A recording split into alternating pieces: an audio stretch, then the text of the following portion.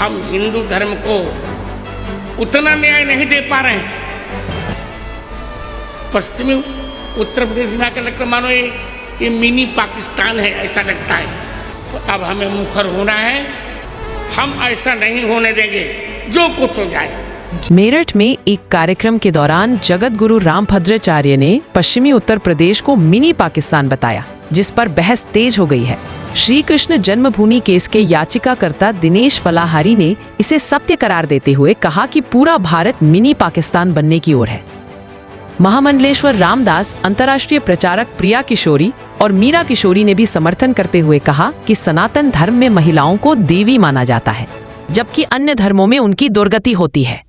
जिस प्रकार हमारे पूजनीय रामभद्राचार्य जी महाराज जी ने सूरदास जी महाराज की तरह कहा है, तो सच कहा है कि नारी को सनातन धर्म में लक्ष्मी कहते हैं, सरस्वती कहते हैं, मंगला कहते हैं और भाग्यशालिनी कहते हैं कि उसके आने से घर में सुख संपन्नता आती है। और इधर विधर्मी लोग बीवी कहते हैं, बेबी कहते हैं। न नारी अपने मन से चल सकती है, न फिर सकती है, सिर्फ उनकी वासनाओं में घिरी पड़ी है और बच्चे पे बच्चे पैदा हो रहे हैं। तो बहुत ही सही कहा है। और ऐसे कई स्थान मिनी पाकिस्तान बन चुके हैं जहां पे हिंदू परेशान है, मठ मंदिर छोड़ के पलायन भी कर रहे हैं। इस पे भी महाराज जी का बहुत ही अच्छा विचार रहा। इस सनातन की चेतना को जागृत करने के लिए महाराज जी ने अंदर के विचार रखे हैं। और आप लोग भी सोचिए, सरस्वती शिशु मंदिर में जो बच्चे पढ़ते हैं वो शिक्षा संस्कार लेके बुजुर्गों का आदर सम्मान करते हैं और समाज सेवा भी करते हैं। और विधर्मी लोग अगर मदरसे में पढ़ते हैं, कहीं कॉन्वेंट स्कूलों में पढ़ते हैं, तो इस इंग्लिश का ढंग गोवा जाना, कुल्लू मनाली जाना और बदतमीजी करना, ये सब सीखते हैं। रामभद्राचार्य ने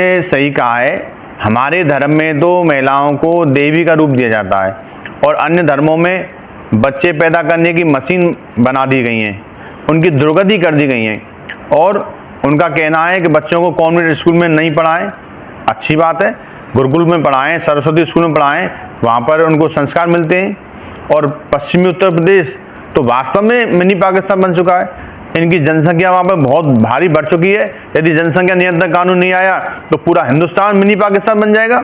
हमारे सनातन धर्म में महिलाओं को देवी कहा जाता है, जबकि अन्य धर्मों में महिलाओं को बेबी या बीबी कहा जाता है। अन्य धर्मों में महिलाओं को केवल बच्चा पैदा करने की मशीन समझते हैं लोग, कि दर्जनों बच्चे पैदा कर लें, बस इनका यही कार्य है। लेकिन नहीं, हमारे सनातन धर्म में महिलाओं का बराबर का अधिकार है, उच्च शिक्षा का अधिकार है।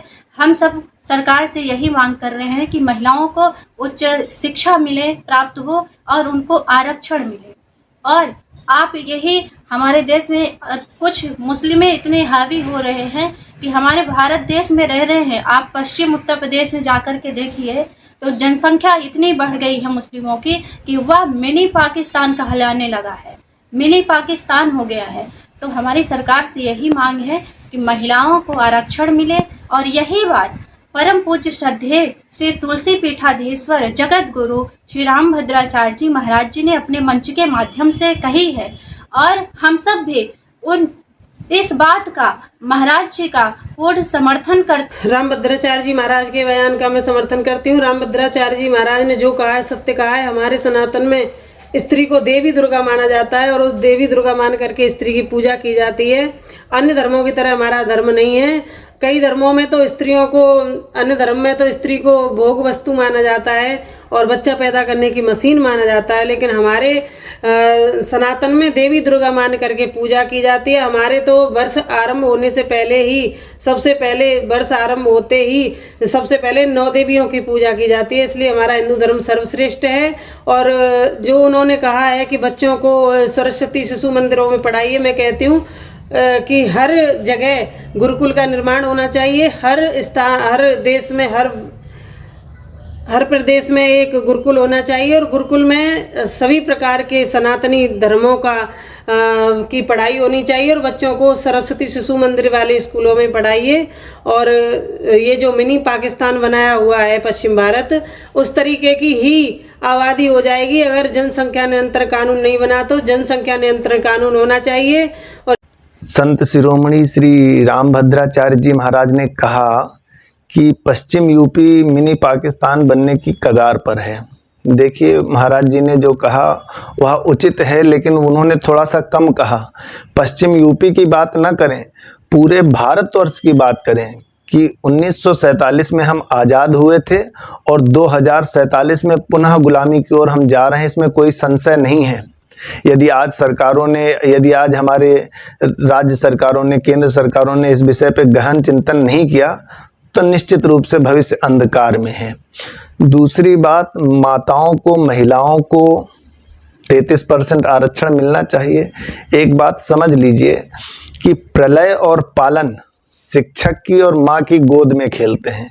यदि किसी इमारत की नींव मजबूत नहीं होगी तो वो इमारत अधिक समय तक कितनी भी सुंदर हो, चलने वाली नहीं है। यदि हमारी माताओं को, यदि हमारी मातृशक्ति को सम्मान नहीं मिलेगा तो निश्चित रूप से संस्कृति बहुत अधिक समय तक नहीं चल सकती। संस्कृति को जीवंत रखने के लिए, संस्कृति को जिंदा रखने के लिए, संस्कृति को आगे बढ़ाने के लिए मातृशक्ति का सम्मान अति अनिवार्य है।